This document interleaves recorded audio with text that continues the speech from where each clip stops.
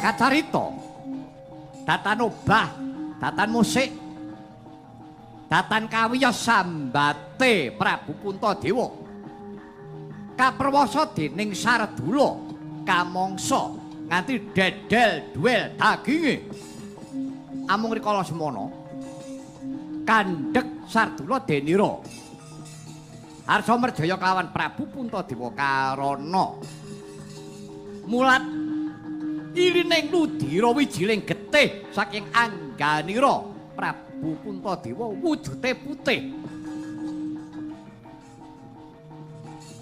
dereng graita sang Sardula ngantos dadanira Prabu Puntadewa cinakar dening kukuning si macan garwaning pun Kakang Yayi Wara Drupadi bareng pun Kakang nyumurupi kelawan jeneng sira Yayi persasat pun Kakang welas tanpa alis Yayi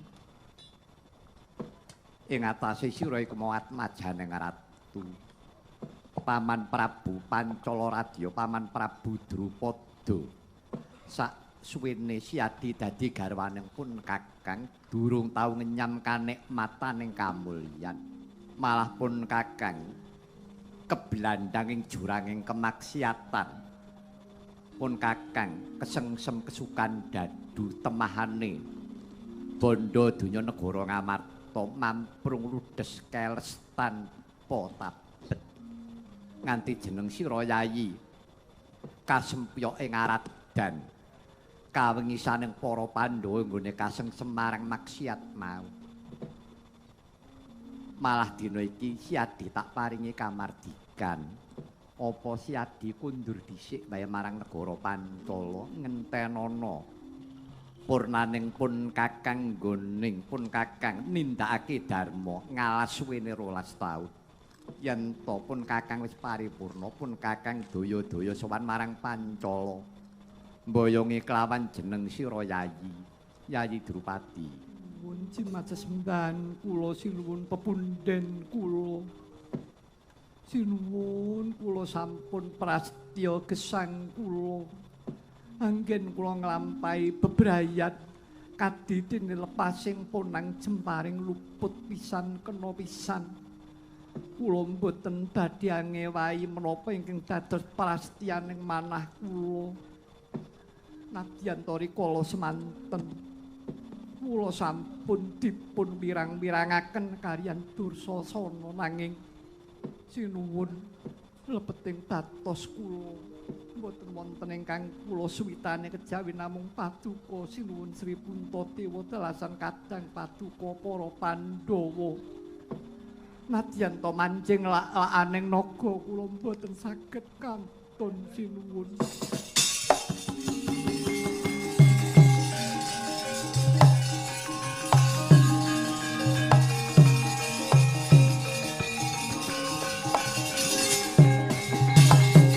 Kyai Badranaya kula wonten dawuh coba Kyai aku njaluk panemumu kepriye Kyai inggih saderengipun kula nyuwun pangapunten ambuh bilih atur kula menika mangke mboten dados sarjuning penggal Rening Pandhawa menika wonten lebeting panandang wonten lebeting pacoben ngaten sinuwun menawi Pandhawa menika kiyat nampi pacoben saking Gusti kula pitados paduka badhe nampi nugraha ingkang agung wujudipun menapa kula mboten saged matur namung kanugrahan menika kedah dipun sangkani kanthi tarak brata kudu nganggo tapa tinebus ngangge laku mula enten tembung ngelmu iku kelakone kanthi laku lekase lawan kas tegese kas nyentosani setya budya pangakesing dur angkara arepa duwe ngelmu nek ora nganggo dilakoni tegese ora nganggo sesirih ngelmu mboten enten gunane mboten piguna tumraping bebrayan. Lah, sakniki ngaten. para Pandhawa prayoginipun pados papan piyambak-piyambak kangge ngeningaken cipta. Mongso to nek wong 5 kok ora eneng sing kepareng siji-siji ora nggih pun kebangetan. Waton lahir batin anggen panjenenganan nuwun wonten kersanipun Gusti. Iya Kyai Semar. Ndara Werkudara pripun? Ya aku manut. Ndara Janaka, Ya Kakang aku ya mung manut. Ndara Kembar pripun? Yo Kyai Semar aku ya manut Kyai. Nah, nek pancen sampeyan pun manut kalih kula, pun. Sakniki Ndara Werkudara, Ndara Janaka, Ndara Kembar manggolek papan piyambak pundi sing kira-kira mathuk kalih nering ati sampeyan. Kula mboten mastani papanipun. Wong sesirih, wong nglakoni tarak brata niku wonten pundi-pundi panggenan saged. Namung gandeng dinten menika ingkang ngaraka Sinuhun Prabu Puntadewa menika kaliyan garwanipun. Kersanipun wonten lebetin pesanggrahan mriki. Sinuhun Prabu Puntadewa mboten sisah dhateng pundi-pundi. Wonten pesanggrahan mriki kemawon. Kaliyan ingkang garwa. Iya Kyai. Nanging wonten pernatanipun. Iya pernatane piye? Iya Kakang Semar pernatane piye? Ngaten. Pernatan kula. Lah, rene Sinuhun Prabu Puntadewa kaliyan garwanipun panjenengan pados papan piyambak-piyambak. Ndara Werkudara Janaka Kembar ora kena mlebu menyang patunggone Prabu Puntadewa nek ora ditimbali karo Kang Raka. Ya, aku manut. Nah, sapa mengke sing disiki wani lanyu-lanyu mlebet mriki mongko mboten ditimbali kalih Kang Raka. Sampeyan kudu gelem nampa pidanane. Sagu mboten? Ya aku sagu. Ya Kakang Semar aku sagu. Ya Kakang Semar aku sagu. Ya aku ya sagu, Kyai. Ah, nek ngaten pun saniki panjenengan tindake piyambak-piyambak. Estu nggih mangeling-eling. Sampeyan ora kena tranyaan, ora kena. Sampeyan sak gelem-gelem mlebet enten patunggone Kang Raka. Kajenge Kang Raka niki nenuwun wonten ngersaning Gusti. Ya aku manut. Ah, sampun. Sinuwun dinten menika kula aturi nglajengaken anggenipun tarak brata lan Ndara Janaka, Ndara Werkudara, Ndara Kembar pun saniki sampeyan mangpados papan ingkang prayogi piyambak-piyambak mriku.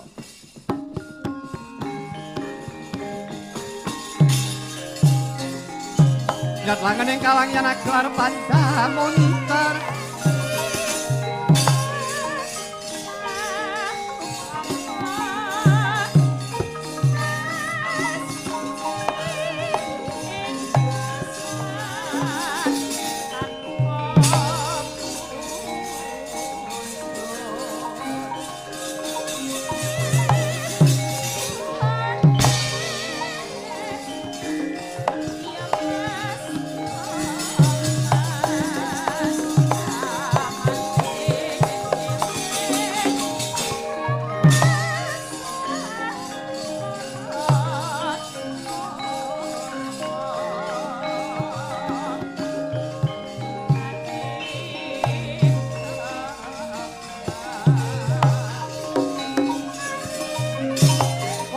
Risang Bima Sena Arjuna miwah Kembar upadi papanipun piyambak-piyambak kangge ngeningaken cipta.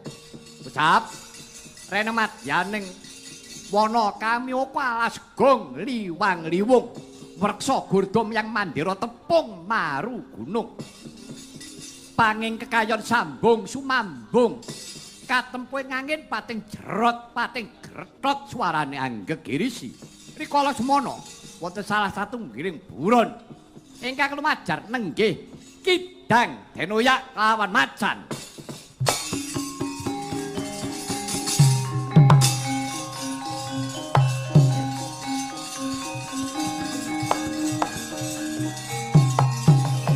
Wow.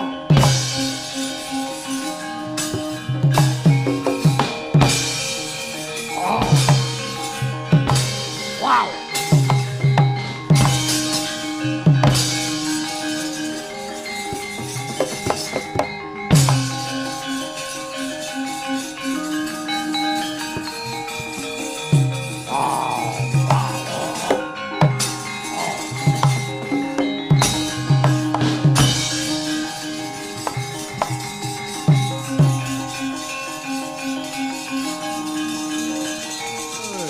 Dalah.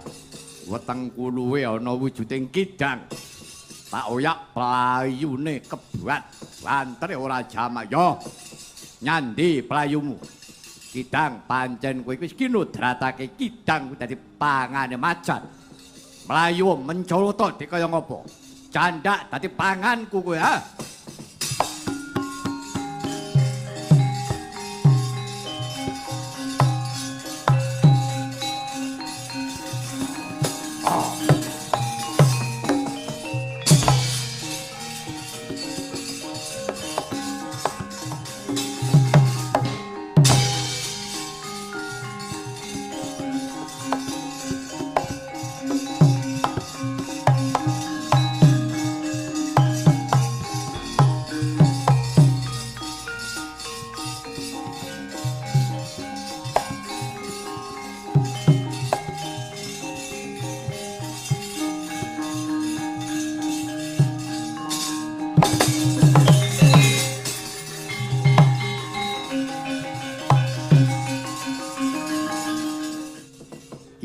Dadi ana wujuding kidang ingkang temeka ing pangarepanku. Aduh, sinuwun. Kula nyuwun pengayoman Sang Tapa. Kula dipun oyak-oyak kalian Sima. Kula badhe dipun mangsa, mongko kula menika inggih madosaken tetedhan anak kula ingkang taksih alit-alit. Dereng angsa tetedhanipun anak kula. Kula kepregok kayan macan kula dipun oyak kula badhe dipun mangsa. Menawi kula dipun mangsa macan kula pejah mboten wurung anak kula nggih klingsir badhe pejah kalireng mboten wonten ingkang ngopeni. Aduh. Sinuwun kula nyuwun pengayoman gesang kula lajeng kados pundi sinuwun. Kidang. Iya, kowe kudu narima marang papestrening Gusti. Pancen kidang kuwi wis kinudratake dadi pakaning macan nanging mestine macan kuwi uga duweni rasa welas rasa asih kewan gedhe kuwi kudune ngayomi kang cilik ora malah nyilakani kawan kewan sing cilik. Mila menika sinuwun kula lajeng kados pundi sinuwun. Ya wis ngono wae. Kowe mlayu kidang, kowe umpetan, kowe ndelika. Sing ngarepet aja nganti kedenangan karo si macan. Lah menika mangke menawi macan dumugi mriki engko tak ijolane. Ingkang kangge liru menapa? Mengko sing tak ijolake ya kuwi dadan sariraku, awakku dhewe. Aduh ampun sinuwun ampun. Ampun sinuwun saestu sampun ngantos paduka sinuwun kapitunan namung nglabuhi kalian wujuding kewan alit kidang kados kula menika. Aja banget-banget anggone mikirake karo panjenengan ingsun sing wigati kowe golek slameting jiwamu. Wis kowe mlayu mengko macane aku sing bakal ngawekani.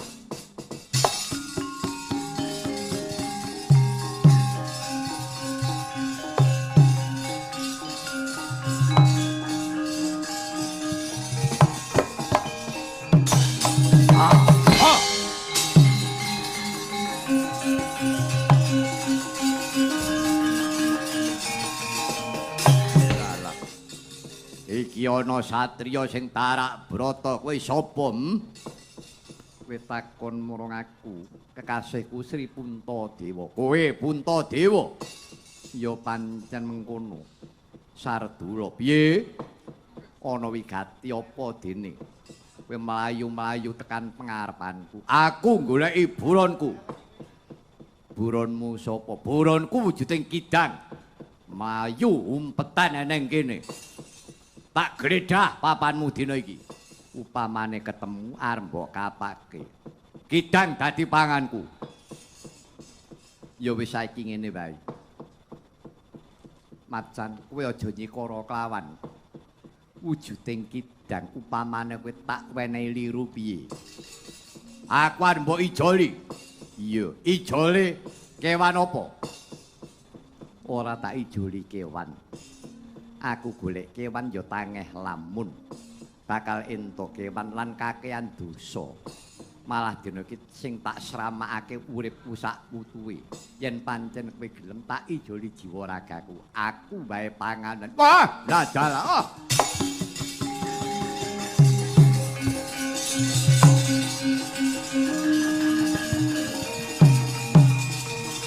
Puntadewa sing kepriye Sardula. Kowe ngentengake marang jiwa ragamu tegese kowe ngentengake marang patimu. Iya. Tak entengake jiwa ragaku. Upamane kowe nganti mati piye? Yen to pancen aku kudu mati karo macan. Ya wis aku mung pasrah marang keparenging Gusti. Kudu swargaku karo macan. Wis aja tida-tida rasane atimu. Aja mangu-mangu pikirmu yen pancen arep mangan karo aku panganan minangka ijoling kidang. Wah, iki margane patimu. Ah.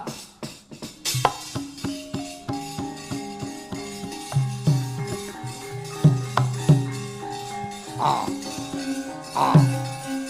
Ah. Ah.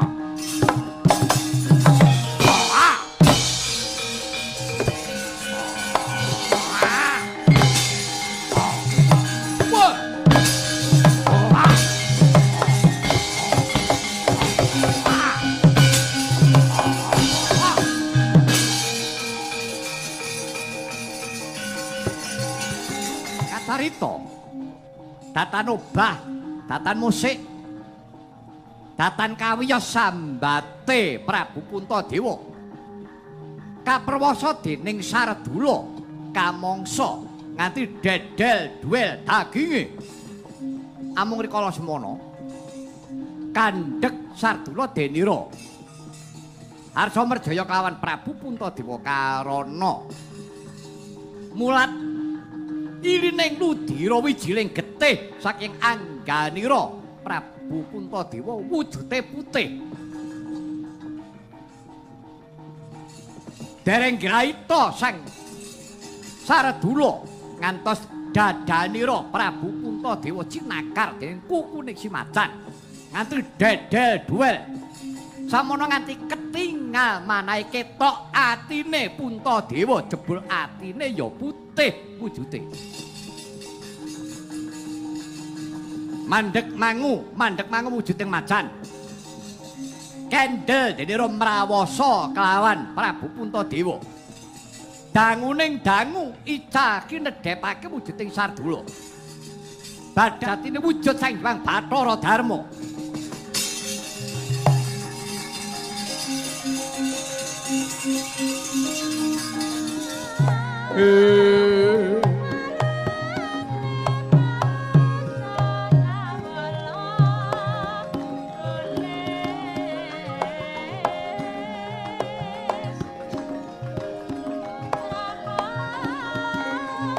Pangarcana sidam sekaring bawana langgeng titahulun nggir Puntadewa aja kaget kulun ingkang angeja wantah.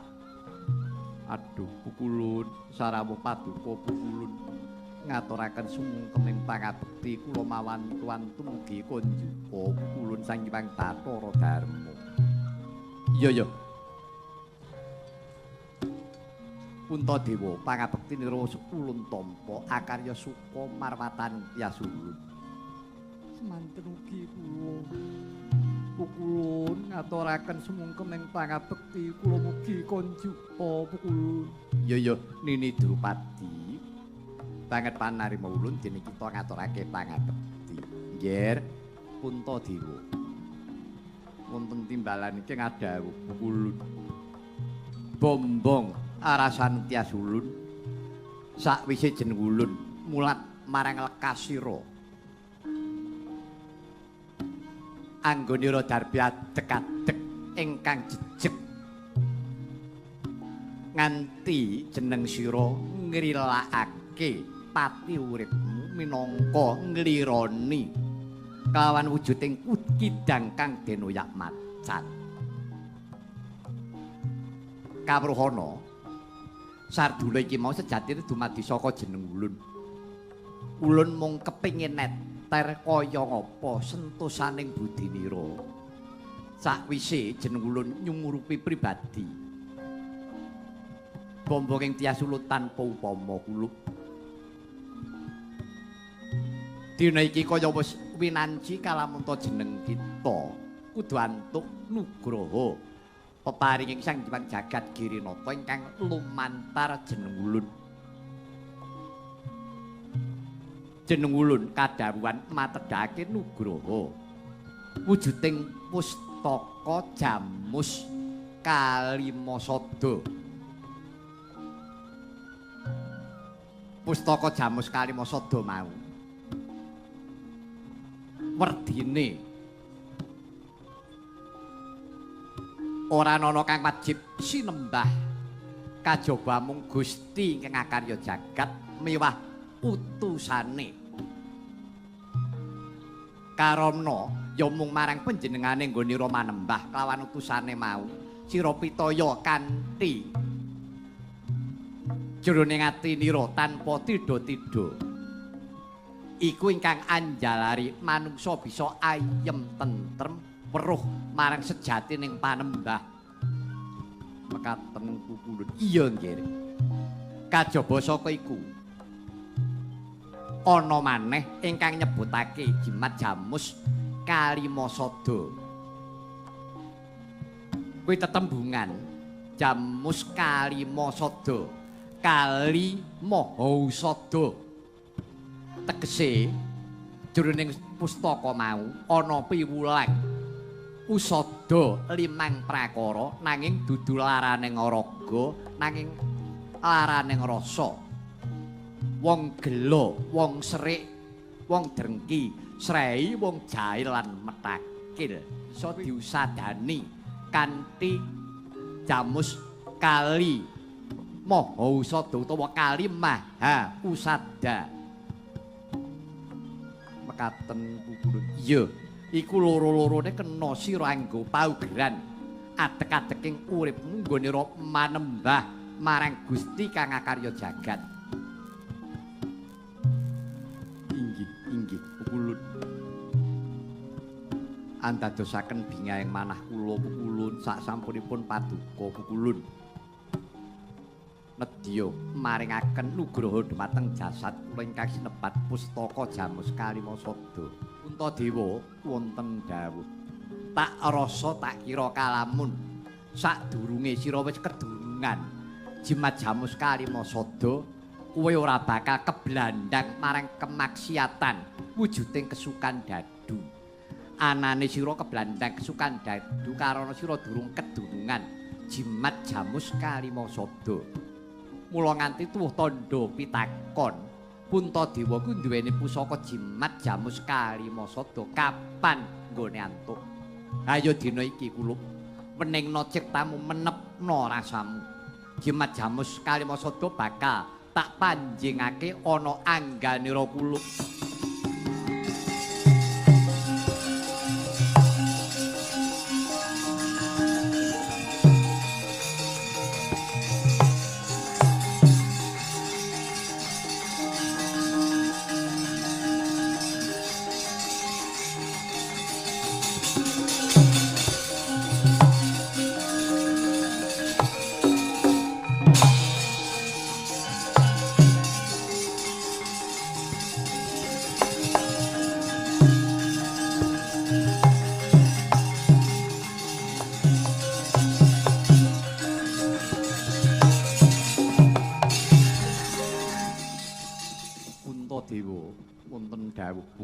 Nah, sakwise jimat Jamus Kalimasada ingkang mawa cahya iki mau wis manunggal marang angganira kulup. Aja kendhat ya nggih renggonmu manembah kelawan Gusti kang paring gesang sing paring urip marang jeneng sira kelawan utusane. Ya Saimbang Nur Cahya. Kawulun muninggih pukulun. Nah, mula kang saka iku minangka dadi adek-adeking uripira anggonira ngayomi nentremake marang kahanan. Mbok menawa kalamun to sira bisa bali ngenyam kanikmataning keprabon. Jimat Jamus Kalimasada anggonen adek-adeking uripmu sarta jati dirimu nggonira manembah. Inggih pukulun. Nedya kula setaken dawuh paduka pukulun Saimbang Bathara Darma. Wis nggih wengakno awak kasuwargan ulun uga bakal manuksma marang angganira.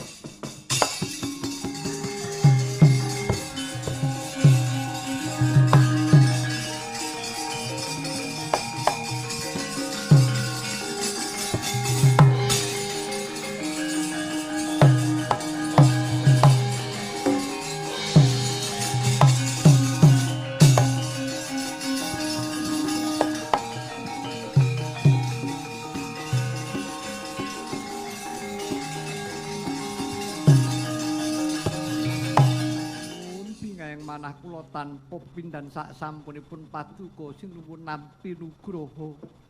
Peparingipun pukulun Sang Hyang Bathara Darma Dewaning sesanggeman. Yayi Drupadi yo ora liwat pamundhuting pun Kakang aja kendhat-kendhat nggone melu mbiyantu. Nenuwun marang purbaning Gusti ya Yayi. Kawula nuwun inggih sinuwun. Ayo nutukake nggone tarak brata ngeningake cipta. Muga-muga Lestari Widodо pun Kakang antuk adeg-adeking urip ya jati dirining Puntadewa.